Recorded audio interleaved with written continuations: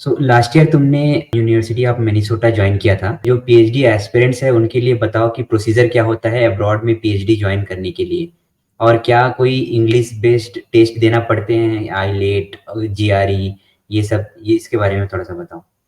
या श्योर। सबसे पहले तो तुम्हें ऑप्शन देखने पड़ेंगे तुम्हें क्या करना है। Like if hmm. You want to pursue PhD और जॉब, और तुम बाद में डिसाइड करोगे। तो जैसे मैंने बताया, मैंने ऑप्शंस खुले रखे थे। उसके बाद like luckily I got both. अगर मुझे पीएचडी का ऑफर नहीं मिलता तो ऑब्वियसली मैं जॉब करने जाता। तो पहले तो ये डिसाइड करो कि तुम्हारा लाइफस्टाइल कैसा है, तुम्हारी थॉट प्रोसेस क्या है, तुम क्या एंजॉय करोगे। Just don't pursue PhD because कि हाँ तुम अब्रॉड जाओगे। बाहर से सब चमकीला चमकीला लगता है थोड़ा। 4-5 साल जो भी पीएचडी में इन्वेस्ट करना चाहते हो, ये पहले हम्म। सोचो। फिर वंस यू डिसाइड कि हाँ PhD might be a good option going forward, तो तब तुम ये डिसीजन लेने के बाद फिर आगे फिर प्रोसीजर ऐसी है कि like I will say in PhD applications this is the most important thing is letter of recommendations. तो तुम्हारे लेटर ऑफ रिकमेंडेशंस बहुत स्ट्रांग चाहिए। अनटिल एंड अनलेस प्रोफेसर तुम्हें अच्छा एलओआर दे दे, तो हम्म। तुम नहीं जा सकते। लाइक तुम्हें एडमिशन मिलना बहुत मुश्किल है।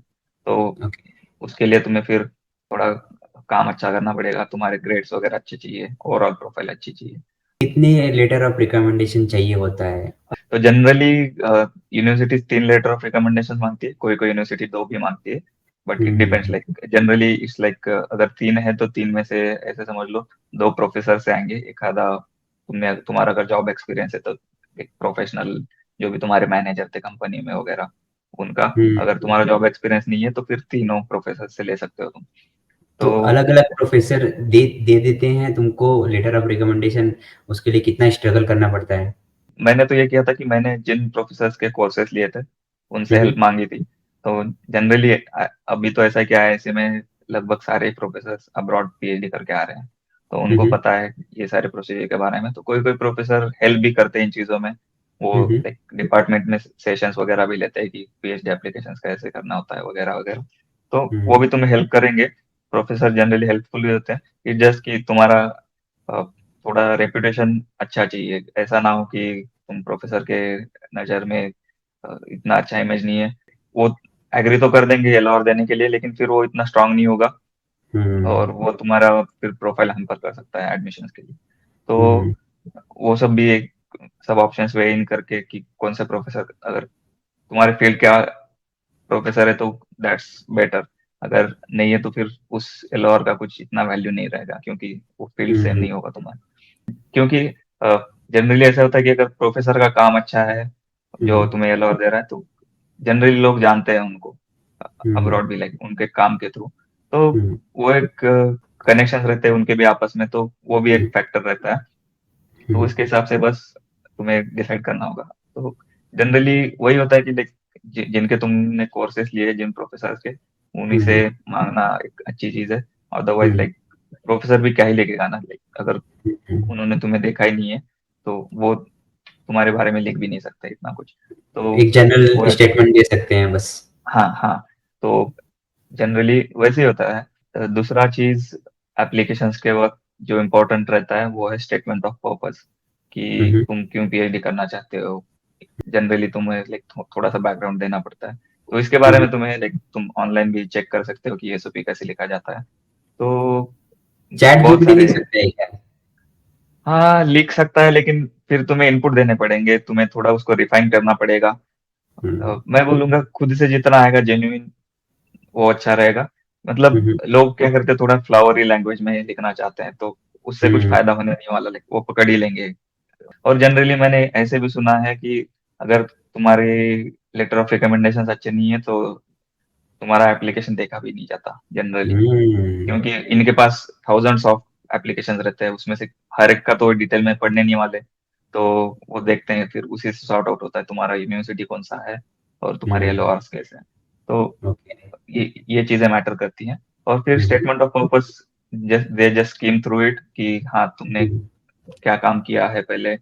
हम्म। तुम एसओपी में ये भी मेंशन करते कि कौन से प्रोफेसर के साथ तुम काम करना चाहोगे अगर तुम्हें एडमिशन मिले हम्म। यूनिवर्सिटी में। हम्म। तो तुम हम्म। 2-3-4 प्रोफेसर के नाम मेंशन करते हो, उनके काम के बारे में। तो इसके लिए तुम्हें उनके पेपर्स वगैरह पढ़ने पड़ेंगे, तो समझ में नहीं आएगा, लेकिन एक ओवरऑल हम्म, आइडिया जो भी आए तुम्हें कि भाई हाँ मुझे फिर ये प्रोफेसर के अंडर ये प्रोजेक्ट में या ये रिसर्च एरिया में इंटरेस्ट है, तो मैं ये करना मुझे अच्छा लगेगा if I get into the university. तो ये सब हम्म, मेंशन करना होता है, छोटी छोटी चीजें। तो हम्म, एसओपी जनरली 1 पेज या 1.5 पेज का ही होना चाहिए, उससे ज्यादा नहीं, क्योंकि हम्म, पढ़ नहीं पाएगा जो भी तुम्हारे एप्लीकेशंस पढ़ रहे हैं, तो हम्म, वो उनको भी टाइम लिमिट होता है। तो हम्म, इस हिसाब से वेरी रिफाइंड और शॉर्ट वर्ड्स में हम्म, एसओपी बनाना पड़ेगा।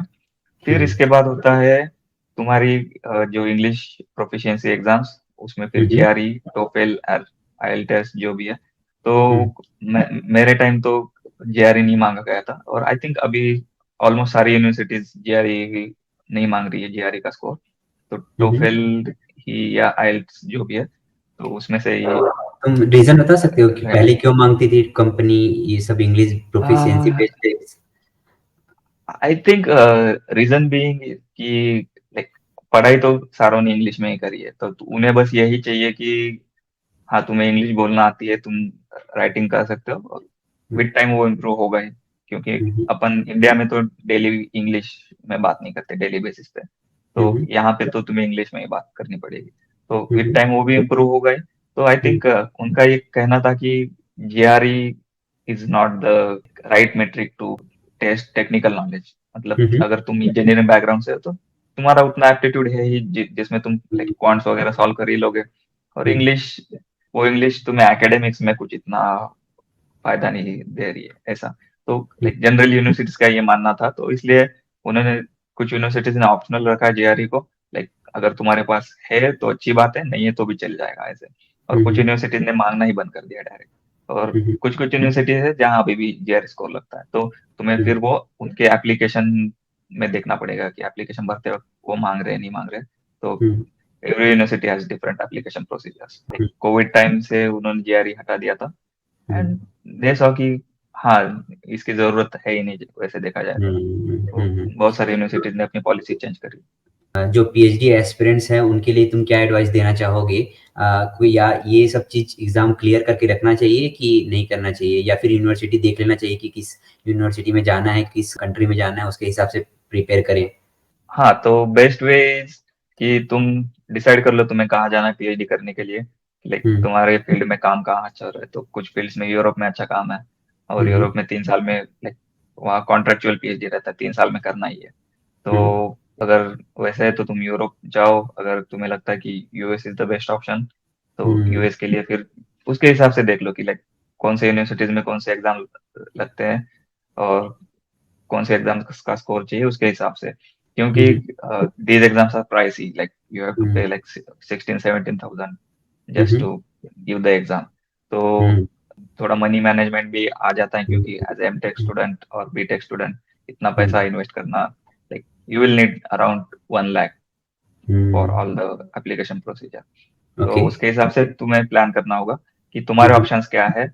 अगर हम्म, हाँ जीआरई स्कोर नहीं लगता है, तुम जहाँ अप्लाई करना चाह रहे हो, तो मतलब नहीं है जीआरई देने का कोई।